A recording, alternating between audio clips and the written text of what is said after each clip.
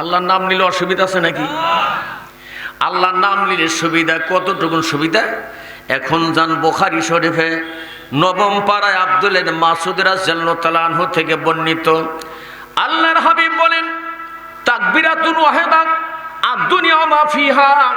বুখারী শরীফের নবম পারার হাদিস, রাসূল সাল্লাল্লাহু আলাইহি ওয়াসাল্লাম বলেন, আব্দুল্লাহ মাসউদ রাদিয়াল্লাহু তাআলা আনহু থেকে বর্ণিত, হুজুর বলেন, যেই ব্যক্তি মুহাব্বতের সঙ্গে আল্লাহু আকবার ধ্বনি দেবে, আল্লাহর নামের তাকবীর দিবে, আল্লাহর নাম উচ্চারণ করবে, আমার আল্লাহ খুশি হয়ে মেহেরবানি হইয়া দুনিয়ার ফাঁকা জায়গা তার জন্য সওয়াব দিয়ে ভরে দেবে। শুধু এটাই, আমি সেদিন একখান হাদিস দেখলাম, আল্লাহ রাসূল ১৩,০০০ বছর আগে বললেন, কঠিন রোগ থেকে আল্লাহ নামের জিকিরের কারণে, আল্লাহকে স্মরণ করার কারণে আল্লাহ কঠিন রোগ থেকে তাকে বাঁচায় দেবেন। হার্টের ব্যারাম হয়, স্ট্রোক করে মারা যায়, রক্ত বলক হওয়ার সঙ্গে সঙ্গে মানুষটা অমনি ধপার দেপরা মারা যায়, একে বলা হয় আমাদের দেশে হার্টের রুগী। হার্ট স্ট্রোক করছে, যখন কি করছে? Heart stroke. হার্ট স্ট্রোক মানে কি? রক্ত বলক হয়, চলাচল বন্ধ হয়ে যায়। এই রক্ত বলক থেকে বাঁচার একটি উপায়, সেটা হলো আল্লাহ নামের জিকির করবেন, আল্লাহু আকবার তাকবীর দিবেন, আল্লাহর নাম বেশি বেশি বলবেন, রক্ত বলক ছেড়ে যাবে। সুবহানাল্লাহ পড়েন। তাহলে জিকির করা যাবে না? আল্লাহর নাম নেওয়া যাবে না? যাবে। তাহলে আল্লাহর নাম নিতে গেলে কোনো বাধা আসবে? কোরআনের বিধান, এই কোরআনের আর কোনো বাধা আছে? আরো কোনো বাধা আছে কি? কোনো বাধা নাই। যদি বাধা আসে আমরা বাধা মানব না, ঠিক কিনা বলেন? যতই বাধা আসবে কোরআনের পক্ষে আমাদের কাজ করতে হবে। এই কবরস্থানে হাজারো লোক শুয়ে আছে, এখানে শত শত লোক। পৃথিবীর কোনো দালান কোঠায় তাকে ধরা দেয় নাই, বাড়ি গড়ে তার কোনো উপকার করতে পারে নাই, লক্ষ লক্ষ টাকা ব্যাংকে জমা, বাড়িতে জমা রেখে চলে গেছেন ওই কবরে, এক পয়সার উপকার হয় নাই। কবরে একমাত্র উপকার হলো আল্লাহর কোরআনের আমল। আসল বাড়িতে আমাদের আসতে হবে। এর জন্য যত বাধা আসবে, বাধা উপেক্ষা করে আমাদের কোরআনের পক্ষে জিহাদ করতে হবে। কোরআনের মাদ্রাসার পিছনে কিন্তু শত্রু আছে, কেউ আছে না? কোরআনের বিপক্ষে অনেক শত্রু আছে, মাদ্রাসার বিপক্ষে শত্রু আছে অনেক। দেখবেন অনেকেই কিন্তু এই কোরআন নিয়ে বিভিন্ন ধরনের মন্তব্য করে। এর জন্য কোনো বাধা মানব না। আসুক না যত বাধা, যত ঝড় সাইক্লোন, রাসূলের পথে মোরা চলবই। কার পথে চলতে হবে? আরো জোরে কোন কার পথে? কোন লেনিন, মালথাস, ডারউইনের পথে আমরা চলবো না, আমরা চলবো রাসূলের পথে।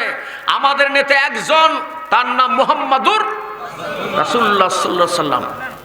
এই থাকবে আমাদের নেতা। আর যত নেতা আছে না হইল ধরেন এনার নেতা না। এই নেতায় যদি রাসূলের আদর্শ নিয়ে চলে, রাসূলের বিধিবিধান যদি জমিনে বাস্তবায়ন করে, আমরা তাদেরকে মূল্যায়ন করব, দাম দেব। রাসূলের আদর্শ যার ভিতর নাই, সে মুসলমানদের নেতা হতে পারে না। নেতার আদর্শ থাকা আমার নবীর আদর্শের মতো আদর্শ। দ্য ক্যাডেট অফ দ্য বাইন্ডারেকশন of the prophet of Islam. বিশ্বের জীবন দ্বারা ইসলাম যে স্থান অধিকার করেছে, আল্লাহর নবীর কঠোর আত্মনিবেদন, অঙ্গীকার রক্ষা, তার নৈতিক চরিত্রতা, তার মাধুর্যতার মাধ্যমে সম্ভব হয়েছিল। জোরে কোন সুবহানাল্লাহ। আদর্শ থাকতে হবে আমাদের কার? নবী মুহাম্মদ সাল্লাল্লাহু আলাইহি ওয়াসাল্লামের। এর জন্য বাধা আসবে, বাধা উপেক্ষা করতে হবে। আসুক না যত বাধা, যত ঝড় সাইক্লোন, রাসূলের পথে মোরা। আপনারা বলবেন চলবই, আমি শুধু বলবো রাসূলের পথে মোরা। আর আপনার কি বলবেন? চলবই। একজনের মুখ যদি বন্ধ থাকে, মুখে বাতাস লাগলে আমি কিন্তু দেই না, বন্ধ থাকা যাবে। রাসূলের পক্ষে, আল্লাহর পক্ষে যার মুখ খসে না, এ মুখ তো আসলে বিপদের মুখ। অতএব কথা বলতে হবে। আসুক না যত বাধা, যত ঝড় সাইক্লোন, রাসূলের পথে মোরা। এ জীবন বাজি রেখে দিনের নিশান মোরা, বাংলার আকাশে উড়াব। জীবন বাজি রেখে ইসলামের পতাকা আকাশে উড়াতে হবে। এই ত্যাগ, এই নিয়ত করে আমাদের মাহফিলে বসতে হবে। মোরা কামানের মুখোমুখি দাঁড়িয়ে, মারহাবা, মোরা কামানের মুখোমুখি দাঁড়িয়ে আল্লাহু আকবার বলবো।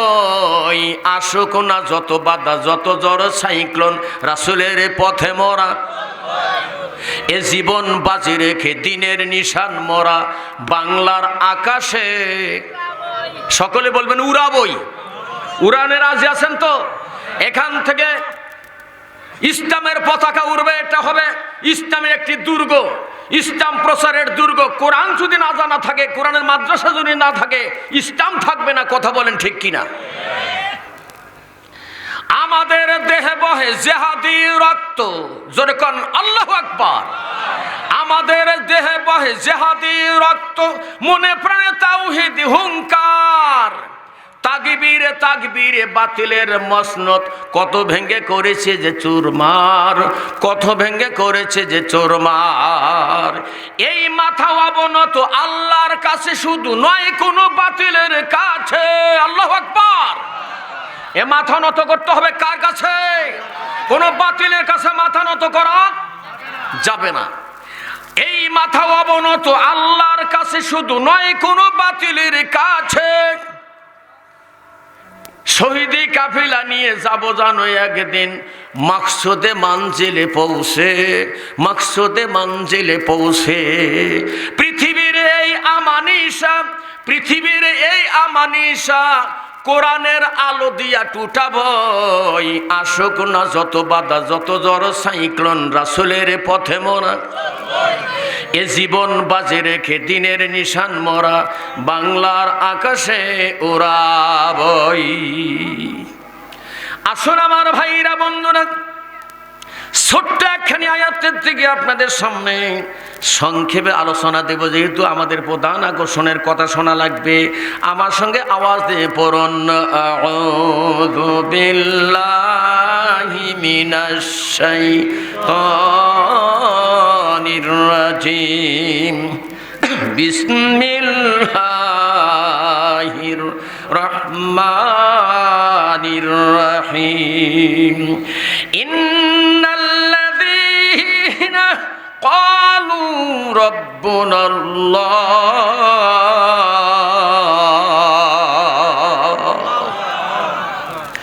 সুম্মা ইসতাকামু তাতানাজ্জালু আলাইহিমুল মালাইকা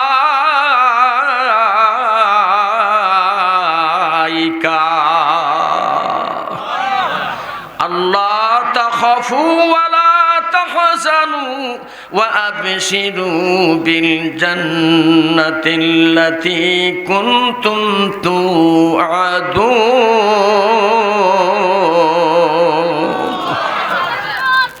আল্লাহ বলেন, ইন্নাল্লাযিনা, নিশ্চয়ই যাহারা, নিশ্চয়ই যাহারা, ক্বালু বলে, কি করে বলে, নিশ্চয়ই যাহারা বলে, রব্বুনাল্লাহ,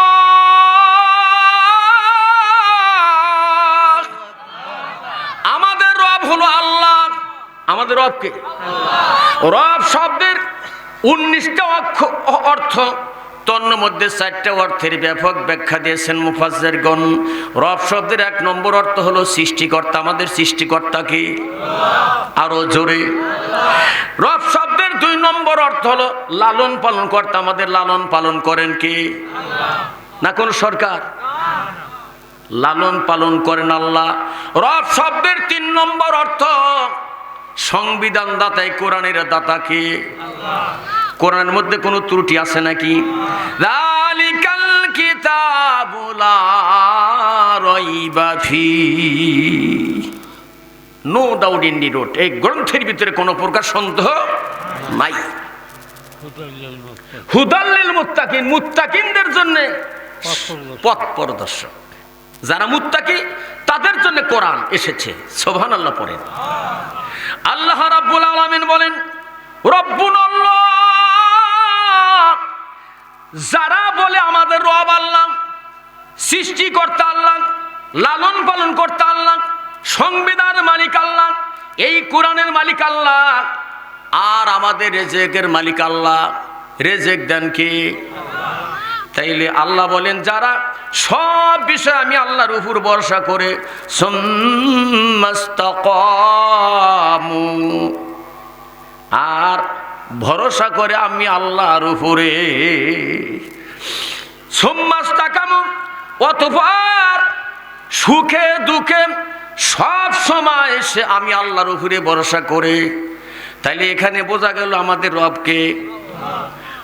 আল্লাহ রাব্বুল আলামিন বলেন তাতানাজ্জালু আলাইহিমুল মালাইকা, আমার ওই বান্দারা যারা আমার উপর ভরসা করে, এই বান্দারা যদি কোনো বিপদে পড়া যায়, কোনো মুশকিলে পড়া যায়, যদি কোনো বিপদগামী হয়ে যায়, আমি আল্লাহ রাব্বুল আলামিন তাদের জন্য ফেরেশতা নাজিল করে দেই। কোনো ভয় আছে? কোনো ভয় নাই। আল্লাহ রাব্বুল আলামিন বলেন আমি তাদের জন্য ফেরেশতা নাজিল করি, আল্লাহ তাখাফু ওয়ালা তাহজানু, তাদের কোনো ভয় নাই, তাদের কি নাই? কোনো চিন্তাও নাই, ভয়ও নাই, চিন্তাও নাই।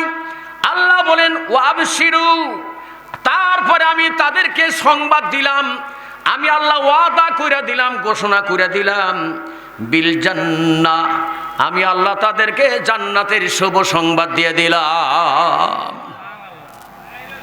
বন্ধুরা আমার, এর সঙ্গে আমি আপনাদের সামনে একটি ছোট্ট একটা ঘটনা আমার স্মরণে এসে গেল। আপনারা শুনছেন আফগানিস্তানের নাম শুনছেন। আফগানিস্তানের সোভিয়েত ইউনিয়ন, আফগান রাশিয়ার বর্ডারে সোভিয়েত ইউনিয়ন, ওই জায়গায় রাশিয়ার সৈন্যদের সঙ্গে আফগানের যুদ্ধ শুরু হয়ে গেল। 57টা ট্যাঙ্ক তারা রাশিয়ার সৈন্যরা, রাশিয়ার সরকার, এই রাশিয়ার সৈন্যরা আফগানে তারা 57টা ট্যাঙ্ক এনে হাজির করলো। 6000 সৈন্য তারা সেখানে মোতায়েন করলো। 77 জন সেনা প্রধান সেখানে ট্যাঙ্ক তারা তৈরি ওখানে অবস্থান নিল। আফগানের মুসলমানদেরকে দুনিয়া থেকে বিদায় করবে। জোরে কন্যা উজবিল্লাহ। বন্ধুরা আমার, ভাইর আমার, আল্লাহর উপর ভরসা কিভাবে করেছে তার একটা ছোট্ট প্রমাণ দিচ্ছি। এই আফগানে 57টা ট্যাঙ্ক রাশিয়ার সরকার, রাশিয়ার সৈন্যরা মুসলমানদের হত্যা করি। আহারে, এই ঘটনাটা লেখা আছে কোথায়? উপমহাদেশে এক সময় একটা বই সাপ্লাই হয়ে গেল। সেই বইটার নাম হলো আফগানিস্তানে আমি আল্লাহকে দেখেছি। এই বইটার নাম হলো আফগানিস্তানে আমি আল্লাহকে দেখেছি। এটা উপমহাদেশে এই বইটা ছাড়লো, সারা দেশে সারা পৃথিবীতে ভাইরাল হয়ে গেল। এই বইটা পড়লে চোখের পানি রাখা যায় না। কি হয়েছিল মুসলমানদের অবস্থা? এখন আফগান কি মুসলমানের দখলে না? আর আফগানিস্তানের মুসলমান তারা বিশ্বের ভিতরে শ্রেষ্ঠ ধনী হওয়ার জন্য আল্লাহ তাআলা তাদেরকে কি দান করতেছেন? সূরা আরাফে আল্লাহ একটি আয়াতে তিনি আফসোস করেছেন, আল্লাহ আক্ষেপ করছেন, আফসোস করছেন। আল্লাহ তিনি সৃষ্টিকর্তা, তার কোনো জিনিসের নাজই আছে? কোনো অভাব আছে? আল্লাহ কেন আফসোস করে?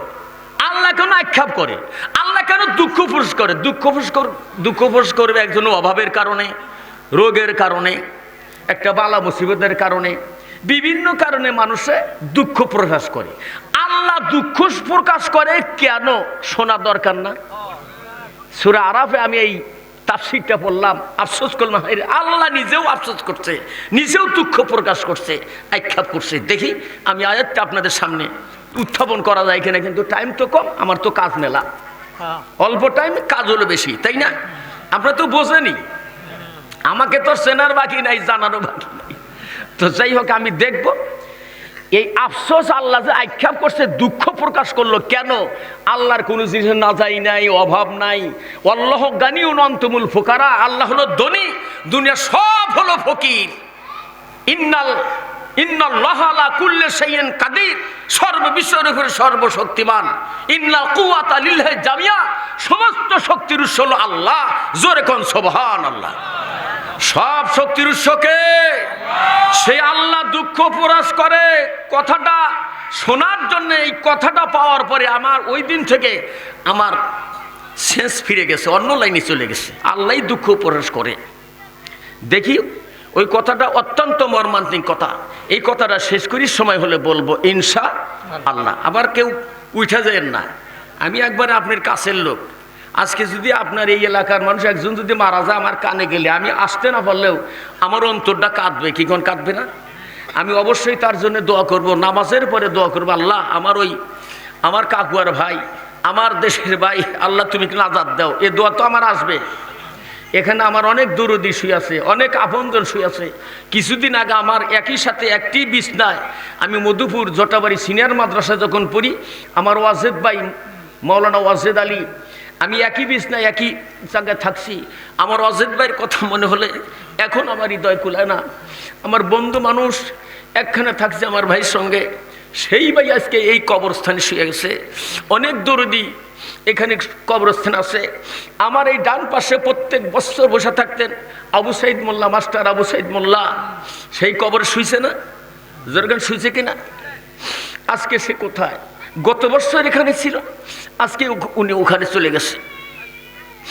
6 দিন পরে লোক খসে যাবে, 6 দিন পরে লোক খসে যাবে, 9 দিন পরে চুল।